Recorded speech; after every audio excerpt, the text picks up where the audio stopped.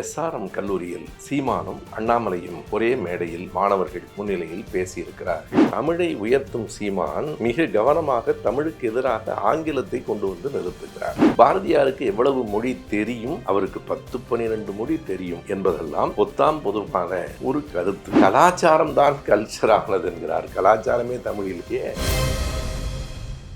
அனைவருக்கும் என் அன்பு வணக்கம்.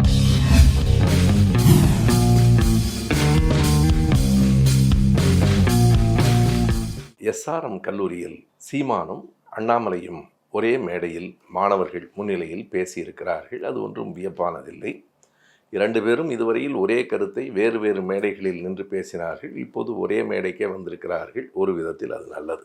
ஆனால் சீமான் தன்னுடைய பேச்சில் மொழி பற்றிய பல செய்திகளை முன்வைத்திருக்கிறார். அதில் ஒரு ஆபத்தான நுண் அரசியல் இருக்கிறது என்பதற்காகவே உடனடியாக அதற்கு எதிர்வினை ஆற்ற வேண்டும் என்று தோன்றியது.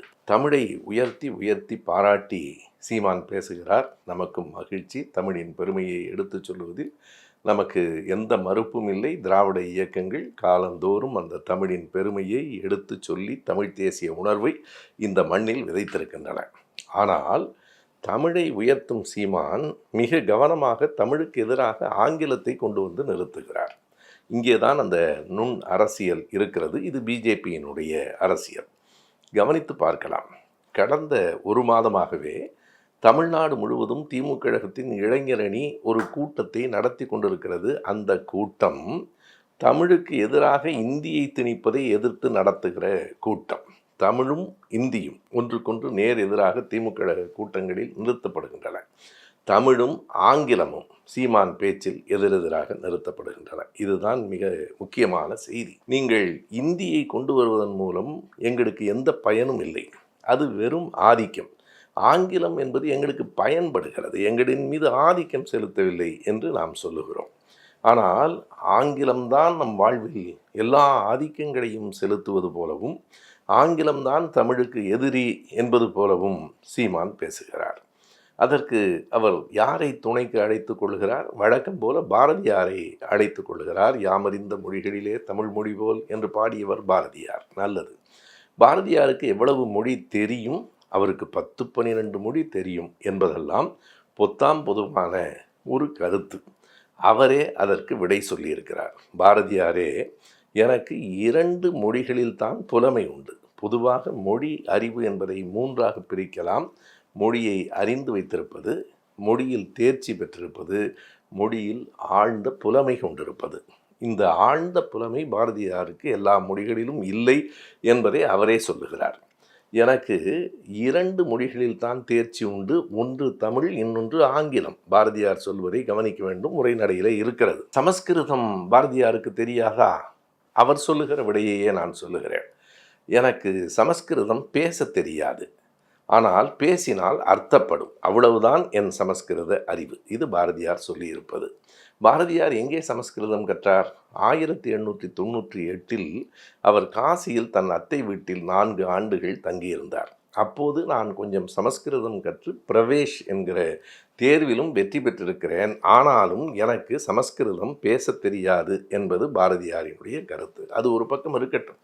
அவரினுடைய மொழி அறிவை பற்றி நாம் ஆராய்ச்சி செய்யவில்லை. ஆனால் அவருடைய தமிழ் பற்று. எவ்வளவு பாடல்கள் தமிழ் பற்றி எழுதியிருக்கிறார்? பாரதியாரினுடைய மொத்த கவிதைகளை தொகுத்தால் 700 பக்கம் வரும்.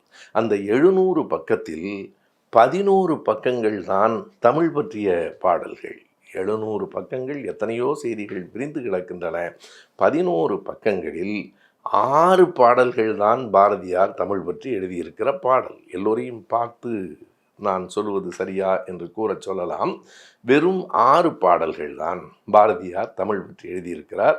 அதிலும் 2 பாடல்கள் 1915ஆம் ஆண்டு சுதேசமித்திரன் வைத்த கவிதை போட்டிக்காக எழுதப்பெற்ற பாடல்கள். அவர் தானாக பாடிய பாடல்கள் இல்லை. பலரும் தவறாக மேடைகளிலே கூட என்ன சொல்கிறார்கள் என்றால், தொன்று நிகழ்ந்தது அனைத்தும் உணர்ந்திடு சூழ்கலை வாணர்களும் இவள் என்று பிறந்தவள் என்று உணராத இயல்பினாளாம் எங்கள் தாய் என்று பாரதி தமிழை பாராட்டியிருக்கிறார். இல்லை நண்பர்களே, அந்த பாட்டு தமிழ்த்தாய் பற்றி அல்ல, பாரத தாய் பற்றிய பாட்டு. அது தமிழை பற்றிய பாடல் இல்லை என்பதை பாரதியின் பாடல்களை படித்தவர்கள் அறிவார்கள். அது ஒரு பக்கம் இருக்க, 1906ஆவது ஆண்டு பாரதியார் வெளிப்படையாக எழுதுகிறார், இந்தியை பொது பாஷையாக ஏற்றுக்கொள்ள வேண்டும். இது 1906. அவருடைய இறுதி நாள்களில், அதாவது 1920இல் பாரதியார் மொழி பற்றி எழுதியிருக்கிற செய்திதான் அவருடைய கடைசி கருத்து என்று நாம் வைத்துக்கொள்ளலாம். 21இல் அவர் இறந்து போய்விட்டார். அப்போது அவர் என்ன எழுதுகிறார் என்றால், நான் ஒரு காலத்தில் இந்தி பாஷையை நினைத்தேன், இல்லை, சமஸ்கிருத பாஷை தான் இந்தியா முழுமைக்கும் பொதுவாக இருக்க வேண்டும். அதற்கு முன்பு அவர் என்ன எழுதுகிறார், தமிழ்நாட்டில் தமிழ் வாழட்டும், தமிழ் செழிக்கட்டும், ஆனால் பாரத தேசம் முழுவதும் சமஸ்கிருதம் பரவி நின்று வளம் பெறட்டும் என்று பாரதியார் எழுதுகிறார். இன்னொன்றையும் குறிப்பிடுகிறார், ஸ்ரீமான் காந்தியார் இந்துஸ்தானி மொழி இந்தியாவின் பொதுமொழியாக இருக்க வேண்டும் என்கிறார். இல்லை இல்லை, அரவிந்தர் சொல்லுவதைப் போல, அரவிந்த கோஷ் சொல்லுவதைப் போல சமஸ்கிருதம்தான் இந்தியாவின் பொது பாஷையாக இருக்க வேண்டும், அதுதான் என் கருத்து. இது பாரதியாரினுடைய கருத்து போக்கு. இவற்றையெல்லாம் முற்றிலுமாக மறைத்துவிட்டு பாரதியார் தான் தமிழுக்காக பேசினார் என்பது போல இன்றைக்கு பேசி கொண்டிருக்கிறார்கள். அதை சீமான் திரும்ப திரும்ப பேசுகிறார். அன்றைக்கு நீதி கட்சி தொடங்கப்பட்ட நேரத்தில் அது குறித்தும் பாரதியார் தன்னுடைய உரைநடையில் திராவிட கட்சி என்கிற பெயரில் ஒரு கட்டுரை எழுதியிருக்கிறார். வெளிப்படையாக அவர் சொல்லுகிறார், இந்த பார்ப்பனர் அல்லாதார் கட்சி என்பதெல்லாம் உதவாது, இதுவெல்லாம் காலத்தை தாண்டி நிலைக்காது என்று எழுதுகிறார். பாரதியார் தீர்க்க தரிசி என்பார்கள். அவருடைய தீர்க்க தரிசனம் உடைந்து போய் ஒரு நூற்றாண்டை தாண்டியும் திராவிட கட்சி வாழ்ந்து கொண்டிருக்கிறது. அது ஒரு பக்கம். எல்லாவற்றையும் தாண்டி தமிழையும் சமஸ்கிருதத்தையும் பாரதியார் எங்கே நிறுத்தினார்? சமஸ்கிருதம் தேவ பாஷை, அதை யாரும் மறுக்கக்கூடாது என்றார். அது எப்படி தேவ பாஷை என்று பலரும் கேட்கிறார்கள். பாரதியார் அதற்கு ஒரு விடை சொல்லியிருக்கிறார். மனிதர்கள் பேசுகிற பாஷைக்கும் பாஷை என்று பெயர், தேவ பாஷைக்கும் பாஷை என்றா பெயர்? சமஸ்கிருதத்தை அப்படி சொல்லுவது சரியில்லை, அதை தேவ பாஷை என்றுதான் குறிப்பிட வேண்டும். எந்த ஒரு இடத்திலும் தமிழை தேவ பாஷை என்று அவர் எங்கேயும் எழுதவில்லை. இவையெல்லாம் பாரதியாரை பற்றிய பார்வைகள். பாரதியாரை உயர்த்தி பிடிப்பதால் நாம் இந்த விளக்கங்களை சொல்ல வேண்டியிருக்கிறது. இதனை தாண்டி சீமான் என்ன சொல்லுகிறார்? ஏன் ஆங்கிலத்தை எதிர்க்கிறார்? ஆங்கிலத்தை 6 மாதத்தில் கற்றுக்கொள்ளலாம் என்றால் ஏன் ஆயுள் முழுவதும் படித்து கொண்டிருக்கிறாய்? அவர் கேட்கிற கேள்வி. அது மட்டுமல்லாமல் தமிழிலிருந்து தான் 500 சொற்கள் ஆங்கிலத்திற்கு பிச்சையாக போய் விழுந்திருக்கின்றன என்று எந்த அறிவியல் ஆதாரமும் மொழியியல் அறிவும் இல்லாமல் அவர் பேசுகிறார். உடன் என்பதுதான் ஆங்கிலத்தில் சடன் என்று ஆகிவிட்டது. பேச்சு என்பதுதான் ஸ்பீச் என்று ஆகிவிட்டது. கட்டுமரம் தான் கெட்டமரான் என்று ஆகிவிட்டது.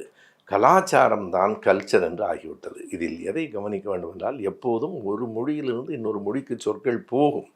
எப்போது போகும்? அந்த மொழி பேசுகிற மக்களுக்கு தெரியாத பொருள்கள் இங்கிருந்து பெயர்களை எடுத்துக்கொள்ளும். கட்டுமரம் கெட்டமரான் ஆனது உண்மை, அரிசி ரைஸ் ஆனது சரிதான். ஏனென்றால் அவர்களுக்கு கட்டுமரம் தெரியாது, இங்கு வந்து பார்த்தார்கள். அவர்கள் அரிசி விளைகிற தேசத்தில் வாழவில்லை, எனவே அரிசிக்கு ரைஸ் என்று அவர்கள் பெயர் வைத்தார்கள். ஆனால் பேச்சு என்பது ஆங்கிலேயர்கள் அறியாத ஒன்றாகவா இருக்கும்? தமிழ்நாட்டுக்கு வருவதற்கு முன்னால் அவர்கள் பேசவே இல்லையா? ஊமைகளாகவா இருந்தார்கள்? பேச்சு என்பது உலகம் முழுமைக்கும் பொதுவான ஒன்று. எல்லா மொழிகளிலும் பேச்சு இருக்கிறது, பேச்சுக்கு பெயரும் இருக்கும். உடனே என்பது பிற மொழிக்காரர்களுக்கு தொடர்பில்லாத சொல்லா? எனவே இப்படி எல்லாவற்றையும் தமிழ் பிச்சையாக போட்டது என்று சொல்லுவதெல்லாம் வெற்று பெருமிதங்கள். நாம் நம் தமிழின் பெருமையை பேசுவோம், தொன்மையை பேசுவோம், இலக்கண இலக்கியங்களின் உயர்வை பேசுவோம். ஆனால் இப்படி வெற்று பெருமிதங்கள் நம்மை ஒரு மயக்கத்தில் ஆழ்த்துமே தவிர அறிவியல் சிந்தனைக்கு கொண்டு போய் சேர்க்காது. கடைசியாக கலாச்சாரம் தான் கல்ச்சர் ஆனது என்கிறார். கலாச்சாரமே தமிழிலேயே. பண்பாடு என்பதுதான் தமிழ் சொல், கலாச்சாரம் சமஸ்கிருதம். கலாச்சாரத்திலே இருந்துதான் நீங்கள் கல்ச்சர் வந்தது என்று சொல்லுவது தமிழுக்கு பெருமை ஆகாது. இப்படியெல்லாம் இட்டு கட்டி எடுத்து தேவையற்றவைகளெல்லாம் சொல்லி அவருடைய நோக்கம் என்னவாக இருக்கிறது என்றால் ஆங்கிலத்தை ஒழிப்பது. அதற்கு பிறகு அவர் கடைசியாக என்ன சொல்கிறார்? தட்ஸ் ஆல் யுவர் ஆனர் என்கிறார். இது தமிழா? இது தாய் தமிழ் மொழியின் மிக செருக்கு மிக்க சொற்களாய்வை இது அதற்கு ஏன் ஆங்கிலம் ஒய் மை டியர் ஒய் என்று கேட்கிறார். இவையெல்லாம் தமிழ்தானா? எனவே இடையிடையில் அவரே ஆங்கிலம் பேசுகிறார், பிறகு ஆங்கிலத்தை எதிர்க்கிறார்.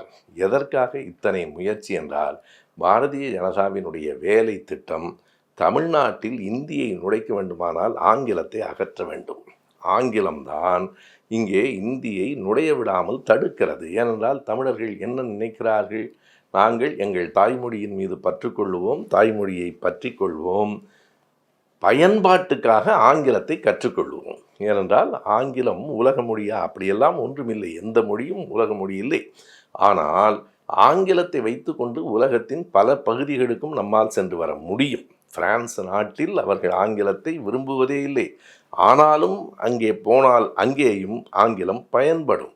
நான் நார்வேயினுடைய ஓஸ்லோ தலைநகரத்துக்கு போகிற போது அங்கே நார்வேஜியன் மொழியிலே தான் எல்லாம் இருக்கிறது. ஆனாலும் ஆங்கிலம் அவர்களுக்கு புரிகிறது. ஆங்கிலத்தை வைத்துக்கொண்டு போக முடியும். நீங்கள் இந்தியையும் சமஸ்கிருதத்தையும் வைத்துக்கொண்டு இந்தியாவின் எல்லையை தாண்ட முடியுமா? எதற்கும் பயன்படாது. எனவே அவரவர்க்கு அவரவர் தாய்மொழி, பயன்பாட்டுக்கு தொடர்புக்கு ஆங்கிலம் என்னும் பேரறிஞர் அண்ணாவின் இருமொழி கொள்கைதான் தமிழ்நாட்டை இன்றும் ஆண்டு கொண்டிருக்கிறது. இதை எப்படி மாற்றுவது? இதை எப்படி இந்தியிடம் கொண்டு போய் சேர்ப்பது என்றால், ஆங்கிலத்தை அகற்றிவிட்டால் பிறகு தொடர்புக்கு இந்தியாவது கற்றுக்கொள்ளலாம் என்கிற மனநிலை வந்துவிடும் என்று பிஜேபியினர் கருதுகிறார்கள். அதை சீமானை வைத்து பேச வைக்கிறார்கள். சீமான் கொஞ்சம் சத்தம் போட்டு கைகாலை ஆட்டி அசைத்து பேசுகிறவர் என்பதால் அந்த பேச்சை மேலோட்டமாக பார்க்கிறவர்களுக்கு தமிழின் பெருமை பற்றி பேசுவதாக தெரியும். ஆனால் அது முற்றிலும் ஆங்கிலத்துக்கு எதிராகவும், ஆங்கிலத்தை அகற்றிய பிறகு இந்தியை உள்ளே கொண்டு வரவும், இந்தியின் மூலம் சமஸ்கிருத ஆதிக்கத்தை ஏற்படுத்தவும் தான் உதவும். இளைஞர்கள் முன்னிலையில், கல்லூரி மாணவர்கள் முன்னிலையில் அவர் பேசியிருக்கிற காரணத்தால் இந்த விளக்கத்தை சொல்ல வேண்டிய கட்டாயம் நமக்கு இருக்கிறது. பாரதி எனக்கு தமிழிலும் ஆங்கிலத்திலும் தான் புலமை உண்டு என்று அவரே சொல்லுகிறார். அவர் எழுதியிருக்கிற பகைவர்க்கும் அருள்வாய் நன்னெஞ்சே என்கிற பாட்டை பாரதியாரே ஆங்கிலத்தில் மொழிபெயர்த்திருக்கிறார். ஒரு ஆங்கிலேயர் மொழிபெயர்த்தது போல அத்தனை தெளிவாக இருக்கிறது என்று ஒரு ஆங்கில பேராசிரியர் அதை பற்றி குறிப்பும் எழுதியிருக்கிறார். எனவே பாரதி ஆங்கிலத்தையும் தமிழையும் அறிந்திருந்தார். ஆனாலும் சமஸ்கிருதத்தை தலையில் வைத்து கொண்டாடினார்.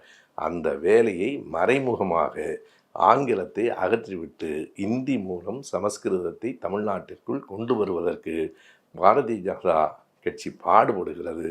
அதனுடைய கையாளாக அல்லது கூலியாளாக சீமான் இந்த வேலையை பார்த்து கொண்டிருக்கிறார் என்பதை எடுத்து சொல்ல வேண்டிய கடமை நமக்கு இருக்கிறது. நன்றி.